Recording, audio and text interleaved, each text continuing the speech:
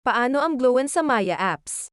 First need mo i-update ang Maya mo. Kapag updated na siya, punta ka sa loans yung nasa taas, click apply, tapos makikita mo pwede kang Glowan up to 250,000, click continue, basahin ang Data Privacy Act, tapos set up mo yung loan.